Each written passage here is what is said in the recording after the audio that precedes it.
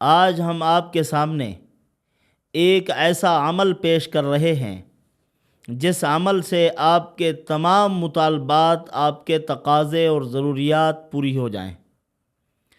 وہ دعا پڑھنے کے بعد آپ اللہ تعالیٰ سے جو کچھ مانگیں، اللہ پاک اس دعا کی برکت سے آپ کو عطا فرما دیں۔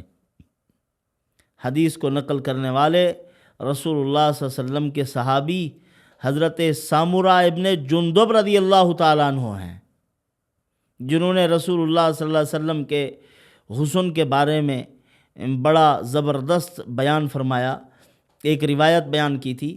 بڑے عظیم صحابی تھے، اور ان سے نقل کرنے والے حضرت حسن بصری رحمۃ اللہ علیہ ہیں۔ اور حضرت حسن بصری رحمۃ اللہ علیہ، آپ ان کے علمی مقام سے واقف ہوں گے، بہت بڑی شخصیت گزرے ہیں۔ علم کے دریا اللہ تعالیٰ نے حسن بصری کے ذریعے سے بہائے ہیں۔ بہت سے لوگوں کو حضرت نے پڑھایا، اور وقت کے بڑے بڑے جابر حکمران بھی حضرت کے جاہ جلال کے سامنے دب جاتے تھے۔ یعنی اللہ پاک نے ایسا باروب بنایا تھا حضرت کو کہ ان کے روب اور جلال ہیبت کی وجہ سے بڑے بڑے حکمران بھی ان کے سامنے بات نہ کر سکتے۔ اللہ تعالیٰ نے بڑی قوت عطا فرمائی تھی، روحانی طاقت بھی تھی۔ حضرت حسن بصری رحمۃ اللہ علیہ کا تھوڑا سا تذکرہ آپ کے سامنے پیش کر دوں۔ موسیٰ راعی ان کے والد کا نام ہے۔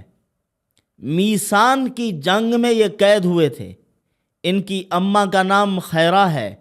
یہ کنیز ہیں حضرت ام سلمہ رضی اللہ تعالیٰ عنہ کی۔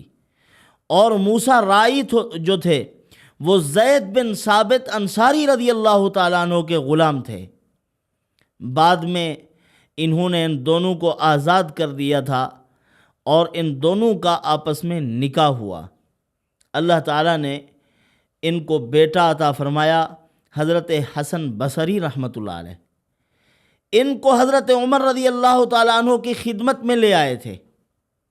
حضرت عمر رضی اللہ تعالیٰ عنہ نے ان کو اپنی گود میں اٹھایا، اور کھجور حضرت نے خود چبائی، اور کھجور چبا کے یعنی تہنیک کی گھٹی بھی حضرت عمر رضی اللہ تعالیٰ عنہ نے لگائی تھی، اور فرمایا تھا کہ یہ بیٹا بہت حسین ہے، خوبصورت ہے، تو اس کا نام بھی حسن رکھ دو۔ تو نام حسن رکھا گیا، حضرت حسن بصری رحمۃ اللہ علیہ۔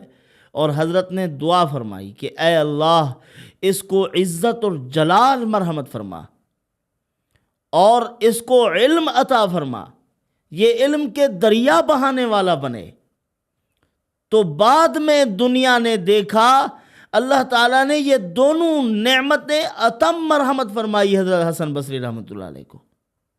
علم بھی کمال کا تھا، اور جاہ و جلال بھی تھا۔ 10 سال کی عمر میں حضرت حافظ قرآن بنے تھے، اور پھر عالم بنے۔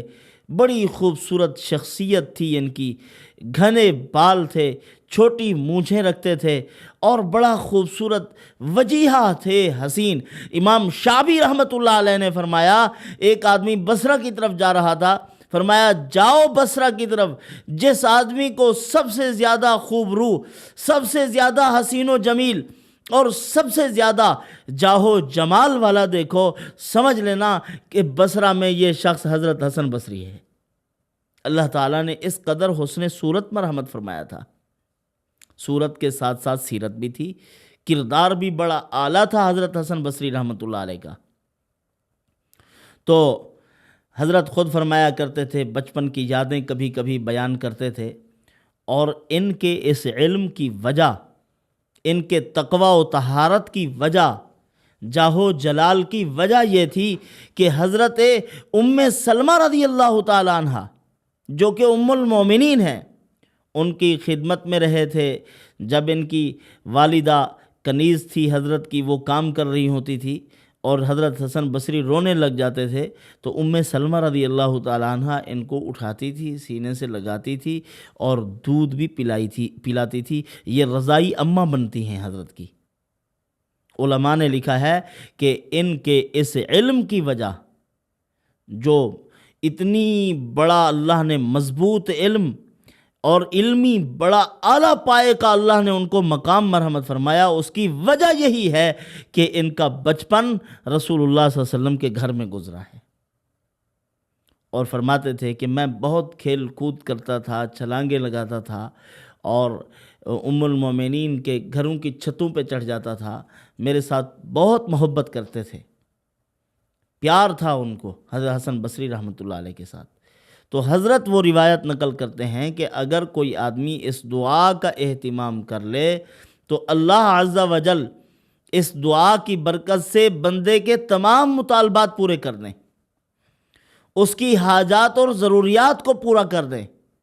دعا اس طرح ہے، حضرت سامورہ ابن جندب رضی اللہ تعالیٰ عنہ بہت بڑی شخصیت تھے، رسول اللہ صلی اللہ علیہ وسلم کے صحابی ہیں، بہت سی روایات حضرت سے مروی ہیں۔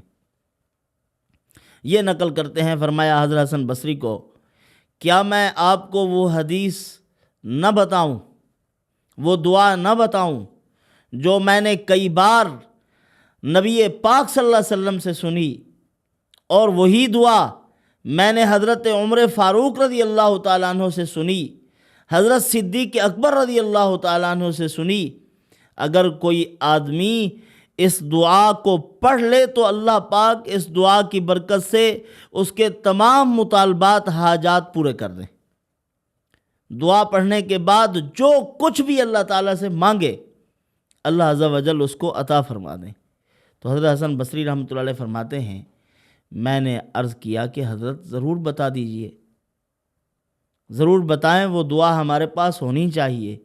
تو پھر فرمایا کہ دیکھیں، یہی دعا میں نے حضرت عبداللہ بن سلام رضی اللہ تعالیٰ عنہ کو سنائی، انہوں نے فرمایا کہ یہ وہ دعا ہے جو اللہ تعالیٰ نے حضرت موسیٰ علیہ السلام کو مرحمت فرمائی تھی۔ دن میں 7 مرتبہ حضرت اس دعا کو پڑھتے تھے، اور اللہ تعالیٰ سے جو بھی دعا مانگتے تو قبول ہو جاتی تھی۔ ویسے حضرت موسیٰ علیہ السلام اللہ تعالیٰ کے لاڈلے نبی تھے، بڑے جذبے والے اور بڑے طاقتور نبی، اور لاڈلے نبی تھے، جو کچھ ضرورت پڑتی تھی بیٹھ جاتے تھے، مانگتے تھے، اللہ پاک عطا فرما دیتے تھے۔ دیکھیں اللہ تعالیٰ کا قانون ہے کہ مردے زندہ نہیں ہوا کرتے۔ جب یہ سرداروں کو کوہ طور پر لے گئے تھے اللہ تعالیٰ سے گفتگو کرنے کے لیے، مانتے نہیں تھے وہ لوگ، کہتے جب تک اللہ پاک ہم سے خود نہ کہے کہ یہ احکامات ہیں، اور حتیٰ نر اللہ جہرتن، جب تک ہم آمنے سامنے اللہ کو نہیں دیکھیں گے نہیں مانتے۔ حضرت نے فرمایا چلو پھر، ان کو لے کر گئے کوہ طور پر۔ جب وہاں پہنچے تو اللہ تعالیٰ نے سب کو موت دے دی۔ موسیٰ علیہ السلام اب بیٹھ گئے کہ اے اللہ، میں اب اکیلا کیسے جاؤں؟ میں جاؤں گا میری قوم کہے گی کہ ہمارے بڑے بڑے سرداروں کو تو نے قتل کر دیا ہے، تو یہ تو میرے لیے پریشانی کا باعث ہے۔ اے پروردگار ان کو زندہ کر دے۔ اللہ تعالیٰ نے فرمایا موسیٰ قانون نہیں ہے، مر گئے ہیں بس مر گئے ہیں، ختم۔ فرمایا نہیں، اے اللہ عز و جل آپ ان کو زندہ کریں، میں ان کو ساتھ لے کر جاؤں گا۔ موسیٰ علیہ السلام بیٹھ گئے، دعا مانگتے رہے، انجام کار اللہ عز و جل نے ان کو زندہ کر دیا۔ اس طرح حضرت موسیٰ علیہ السلام اللہ تعالیٰ سے مانگتے تھے۔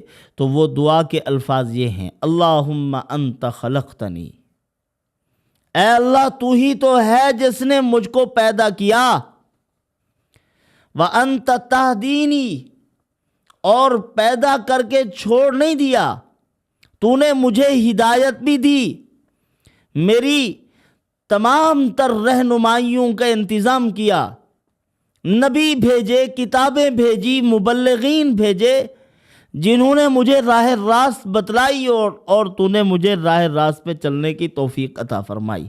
وَأَنْتَ تَهْدِينِي وَأَنْتَ تُطْعِمُنِي، اور تو ہی مجھے کھلاتا ہے، جب بھی میں بھوکا ہوتا ہوں تو ہی کھلانے والا ہوتا ہے۔ وَأَنْتَ تَسْقِينِي، پیاس لگتی ہے تو پانی پلانے والا بھی تو ہے، پانی کا انتظام کرنے والا بھی تو۔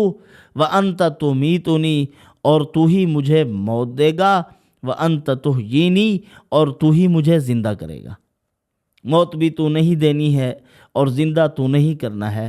اللہم انت خلقتنی وانت تہدینی وانت تطعمنی وانت تسقینی وانت تمیتنی وانت تحیینی۔ یہ دعا ہے۔ اس دعا کو آپ صبح و شام 7 مرتبہ پڑھنے کا اہتمام کریں، یا جب بھی آپ اللہ تعالیٰ سے کوئی فریاد، دعا، درخواست اللہ تعالیٰ کے سامنے پیش کر رہے ہوں تو اس وقت اس دعا کو پڑھ لیں۔ ابتداً 1 مرتبہ، 2 مرتبہ، 3 مرتبہ، جتنی ہو سکے اس کو پڑھ کر پھر اللہ تعالیٰ سے دعا مانگیں۔ اللہ پاک آپ کی تمام ضروریات اور مطالبات پورے کریں گے۔ بڑی زبردست دعا ہے۔